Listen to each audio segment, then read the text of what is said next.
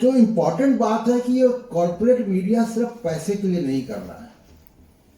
मैं आपको यकीन के साथ कह सकता हूं कि लालू यादव, राहुल गांधी या मायावती, ये पूरी गुप्ता गैंग को बीजेपी से दुगना पैसा भी दे दें तो भी ये वही करेंगे जो ये कर रहे हैं। ये उन्होंने तय किया हुआ है। तो ये पैसे के लिए नहीं केवल कर रहे हैं। क्या कांग्रेस की राज्य की सरकारें विज्ञापन नहीं देती हैं? देती हैं, फुल पेज, वो भी 90 लाख के विज्ञापन, उनके भी इश्यू होते हैं। लेकिन वो मीडिया कर्नाटक में क्या कर रहा था या दिल्ली में रहकर क्या कर रहा था, दिन रात वो नफरत। तो ये जो मीडिया है, जो जिसको मेन स्ट्रीम कहा जाता है या कॉर्पोरेट मीडिया, ये तय कर चुका है कि उसको रवांडा के जैसा ही समाज बनाना है और उसको यहाँ पे सिविल वॉर क्रिएट करना है।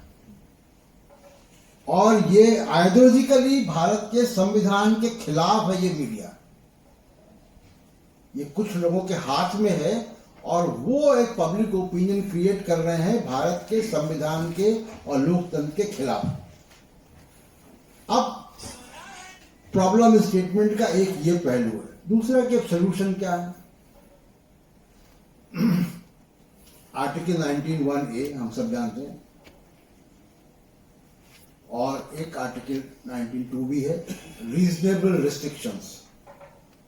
पहला अमेंडमेंट आया और उसने उस रीजनेबल रिस्ट्रिक्शन को नई ताकत दे दी कि in the interest of public order, एक बहुत वेग टर्म वहां पे आ गया।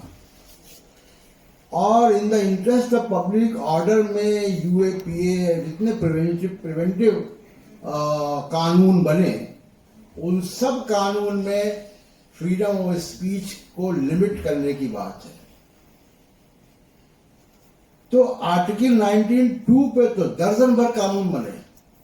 आर्टिकल 19(1)(a) पे एक भी कानून इस देश में नहीं बना है 7 दशकों में। Not a single law which ensures freedom of speech. कानून नहीं है कहीं। कुछ सुप्रीम कोर्ट के मुकदमे हैं, जजमेंट्स हैं। अभी मीडिया वन का एक जजमेंट आया है, बहुत अच्छा जजमेंट है। एक लिमिटेड वे में मदद करता है। कोई Balwant Singh versus state of Punjab एक जजमेंट है, Umesh Thakur versus state of Madras एक जजमेंट है। थोड़े से जजमेंट है जिनके जो हमारे प्रोटेक्शन में है, और उन जजमेंट्स को एसएचओ नहीं पढ़ता है। वो नहीं पढ़ेगा, वो उठा के बंद कर देगा आपको।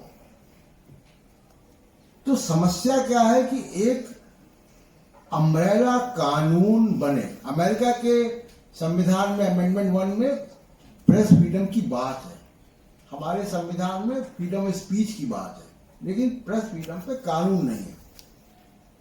तो मैं सिर्फ एक बात यहां पे कहना चाहता हूं कि प्रेस फ्रीडम पे एक बड़ा कैंपेन देशव्यापी होना चाहिए।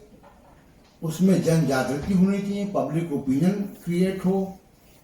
कब तक हम रोना रोते रहेंगे कि हमको पीट दिया, मार दिया और 161 हो गया फ्रीडम इंडेक्स? हमको कानून की बात करनी चाहिए। अभी आप लोग तो बहुत यंग हो, आप लोगों को नहीं मालूम होगा, जो हमारी जनरेशन के पत्रकार उनको मालूम है कि एक फ्रीडम ऑफ प्रोटेक्शन जर्नलिस्ट क्या था, वर्किंग जर्नलिस्ट एक्ट था 55। वो क्या देता था? वो खत्म हो गया, वो no longer exist in law books. वो क्या कहता था?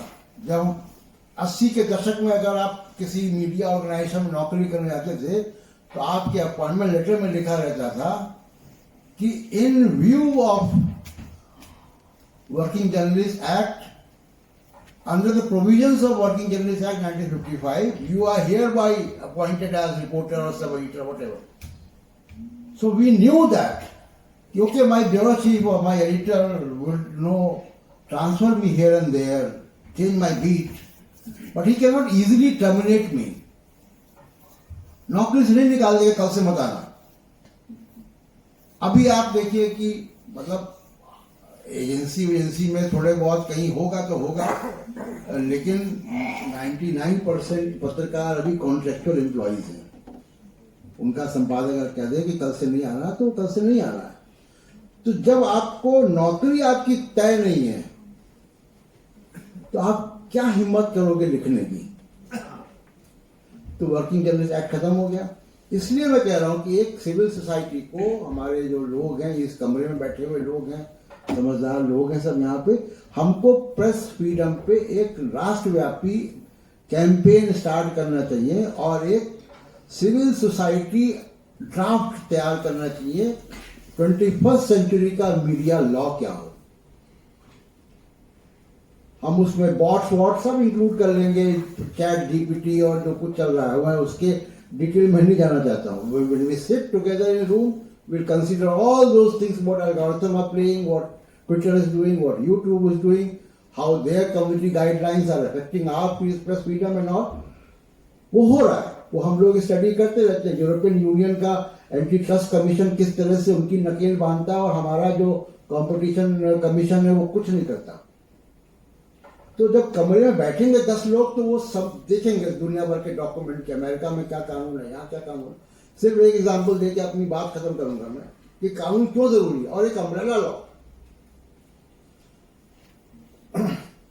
अमेरिका में न्यूयॉर्क टाइम्स का टीवी चैनल नहीं है। क्यों नहीं है?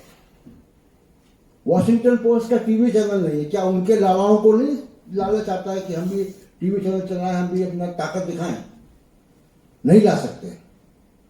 जैसे आपके यहां मोबाइल के सर्किल्स बने हुए हैं, तो मद्रास में एयरटेल नहीं चलेगा।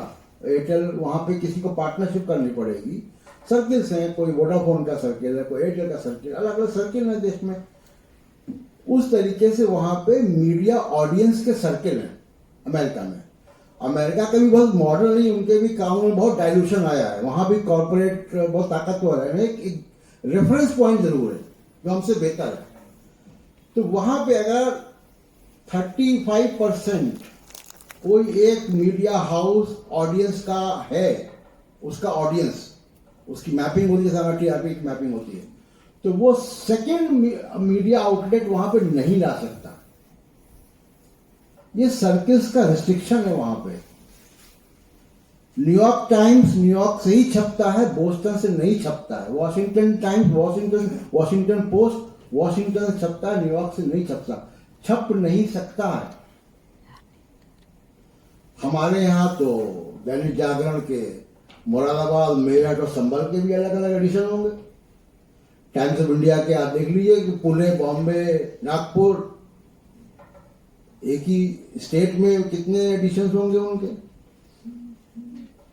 तो ये मीडिया लॉ जो बने, तो वो एक पहली बात तो सिविल सोसाइटी के पास एक कोई डॉक्यूमेंट हो, कोई लॉ हो, जिसमें ये सारी चीजें, TRP, zone, circles, advertising policy, सारा कुछ उसमें आए।